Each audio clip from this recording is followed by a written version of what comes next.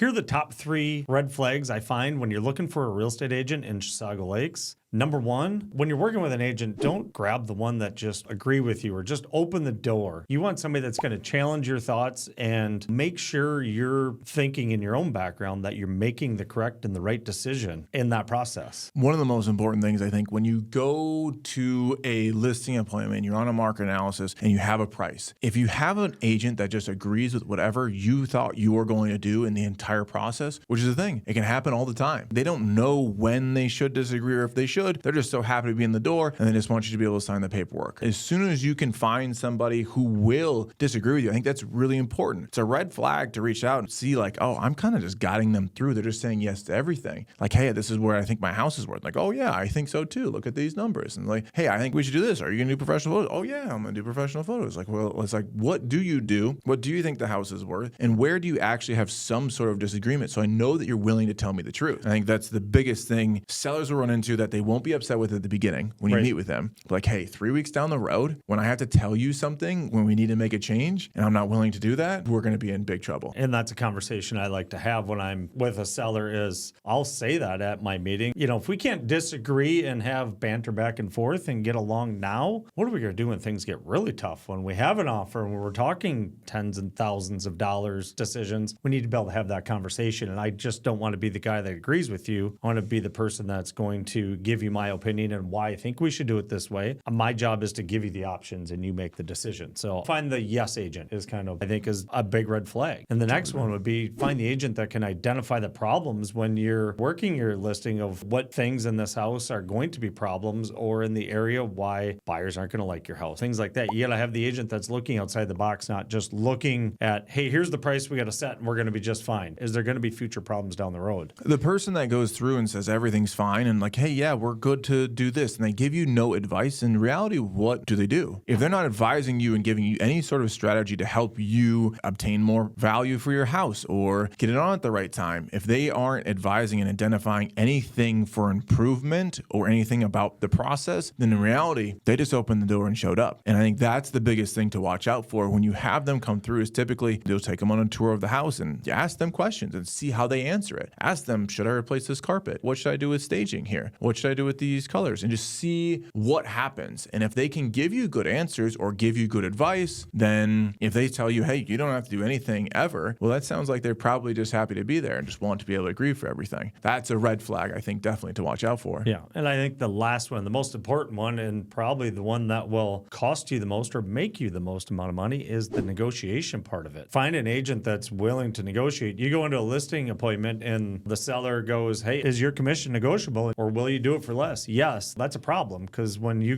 come to the offer time and the agent sends the offer that's less money and you just go, yeah, we should accept this, that's going to cost you some money. I think every single time, seller, ask, see what they say. Go, hey, will you do this for less? Or hey, this commission seems a little bit, however you want to. It doesn't really matter. Just try and see what happens. 2 things will happen. 1, you'll get to see what they do for negotiations. And 2, you might get a discount. You actually might. But I think just asking that is a helpful thing to understand. Can they negotiate? Because when they start to negotiate with you on that, how good they are at that situation, how well that they've explained, hey, how have you negotiated in the past is a great question as well. It's like, hey, how did you negotiate your last deal? What happened? What problems came up? And just see what they say. Put them in almost like you're interviewing them. They're going to tell you all the things you want to hear about the process and how they're great and how they're able to do this 1,000 times. Like, well, prove it. Like, show me. What have you done? Name the last time you reduced your commission. Well, why'd you do it? What happened last time you negotiated? If they have a real story and can explain it, you'll be able to see in real time what happened. If they don't have something, beware. Because as soon as negotiating starts to happen that you're not hearing about, which is also what happens when it comes to real estate, realize that my communication, a lot of times the buyer's agent or listing agent, buyer and sellers don't really know all the time what's happening. What is going to happen in those conversations that could be giving away some of your equity or gaining it? And on both sides, you would be amazed at how much the difference of what a good negotiator can get for a house and what a bad negotiator will take away from a house. If you're looking for an agent in the Twin Cities, click the link below to download our Sell Smart, Buy Smart plan.